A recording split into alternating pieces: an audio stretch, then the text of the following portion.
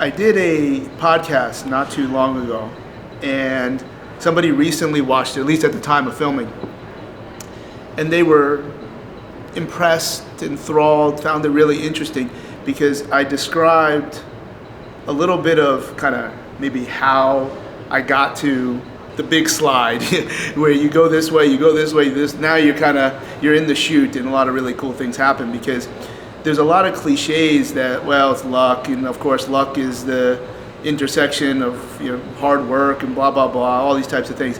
And they're all true, they're certainly true. You can push into the process and kind of create your own luck. What's the word? Hard work and opportunity, that's the intersection of luck.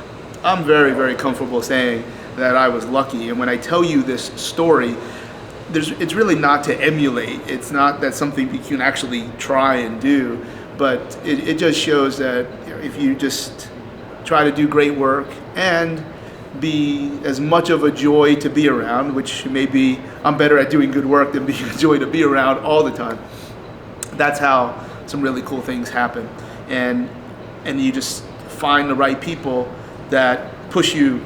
They're the current for that water slide. So when I was in undergrad, I had what was a summer internship where you're using it's like a class that's on your spring semester, but you don't do it to the summer, and you have to go out and find a place where you're going to basically be free labor, and there's certain standards. You have to do a presentation, you have to be supervised, etc. It has to be within your profession. It'd be like a capstone, and then you come back and do a presentation for when back in the fall, because it was part of the same course that you were signed up for. So it's definitely college credits. Obviously, when something's for college credits, there's a lot of standards that have to be met. So at that time, where I lived in Toms River, I didn't know much about commercial physical therapy that I talk about now. And one of what would then I think went under or absorbed by a commercial brand, I thought that was where sports physical therapy happened. It was a place called Health South. Most people that are of a certain age, you remember this company, and it was, I didn't even know at the time that it was this horrendous corporately run type of thing. So I remember going to that place, and I remember my brother was getting physical therapy for a dislocated shoulder at that facility. And I remember going, and I remember like literally standing next to the person who I was supposed to beg for this internships, and they didn't give me a time of day. And that part isn't so important, but what is important is that my first option of what I tried to accomplish was a no-go. I don't remember why they didn't really give me the time of day. They didn't want interns or whatever. My uncle was getting physical therapy, another physical therapy spot in Toms River, and I had him ask if they took interns, etc. They said yes. Okay, I'm there. And the place was called Fit in Therapy or something along those lines, and it was owned by two people, and I'm going to name a lot of names here in this talk because they should be thanked. And I don't speak to most of these people early on, just time kind of moves through, but I don't forget. And I would always I think I want to be the person that says thank you more than everybody else. And unfortunately, there's a lot of people that don't say thank you that probably should. The facility was owned by a fellow named Joe Napolitano and Karen Marzulli. And I would consider them my godparents at this point. They were, they weren't together, but they were the two owners.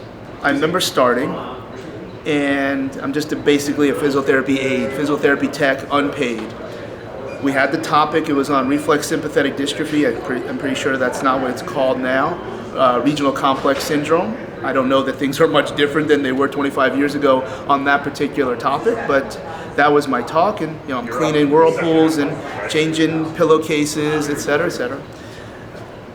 Maybe within a month, Joe said to me, hey, you're doing a great job, everything's cool. If you keep your mouth shut, we would like to hire you, and you got to show up more, you got to be on this different schedule, and we'll give you $10 an hour to be a physical therapy tech. And it was basically going to increase my time there. Obviously that would be completely unethical to get paid for somebody who's going to be part of my grading for college, but I think we're doing okay. So that was, I want to say, the summer of maybe 95. And every summer and at the winter I would go back, and that's how I'd make some money. I'd be a physiotherapy tech at fitness and therapy. And it went on. I got into PT school, started PT school fall of 96. Keep going in the winter, summer, whenever I had time, that's when I would go back and work for Joe in Toms River. So going into my second year of PT school, this is completely incidental and not unaware, but that was when there was a revitalization of Asbury Park. Asbury Park at that point was always famous because in the 20s, even moving on, that was like the Jersey Shore. It's most well known because there's a lot of scenes from Bruce Springsteen's old videos that were at the boardwalk at Asbury Park. Asbury Park Convention Hall had this amazing acoustics. It was this iconic building that's half on the boardwalk, half in the beach, and it was getting remodeled, and they were bringing minor league basketball to Asbury Park. This was a big thing in 1990. It was coming the summer of 1998 in the United States Basketball League. This would be like AA in basketball. And at this time, I'm in the second year of PT school. I'm dead set, and when I'm done with PT school, I'm gonna work in football, I'm gonna work in the military, or I'm gonna do pediatrics. Ironically, all of those are checked in different ways that I never would have thought, but at some point closing in on the summer, Joe knew that I was a certified athletic trainer. And I had gotten that 1 year after I graduated, because I graduated college in 3 years and then moved on.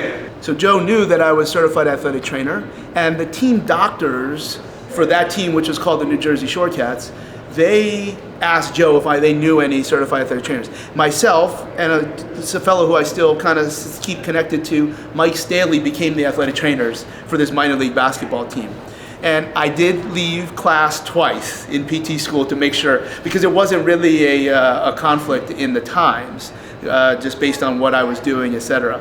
I remember so I did that 1 year, did it again, and I did my thing. I was able to pull off rig this gimmick where the hospital that was sponsoring and paying for the medical services of that team, sure enough, that was one of the clinical rotations that I got. So for what those people at UMDNJ did to me, I have no problem with any of these unethical things that I was able to pull off. Come at me, come take a look at me now. I was told in PT school that, Charlie, you might not be cut out for this profession. Of course, I could get into all that stuff, but anyway, the coaches of that New Jersey ShortCats team was one of the greatest to ever play, Rick Barry, and Clifford Ray, who I just saw the other day in Atlanta Airport. He lives in Orlando now. I still message with him. I message Rick every so often. A few years before, Clifford Ray was part of the New Jersey Nets staff, where Coach Butch Beard had him as one of the assistants. So when I graduated PT school in '99, I said to Clifford, hey, I kind of like this basketball thing. When you were with Coach Butch, maybe it's the same athletic trainer. Do you think that you could help me, see if I can stick around in this game? And he said, yep. His name was Ted Arzonico. He said, give him a call. So this had now moved into the fall, and I messaged him on a Thursday. I interviewed on a Friday, and I was in the NBA on Sunday. All because of this random thing where the first place that I went to didn't give me the time of day, picked a different place, and then a few years later, I go from becoming an unpaid intern, with college credit, to $10 an hour, to having like a steady job whenever I needed it, and all of a sudden that turns into the New Jersey ShortCats, and then that turns into getting to the New Jersey Nets with Ted Arzonico. Head coach was Don Casey. Assistants were Michael Corrin. I don't hear from him too much anymore. Eddie Jordan, is somebody that unbelievable impact on how he made me feel part of everything. Who was Jimmy Lynam, who then of course was also an assistant when I was in Philly. It's when you work in pro sports, I think the names and the stories are always very easy to circulate. So that was '99, 2000, and it was all this randomness of where hard work and opportunity intersect.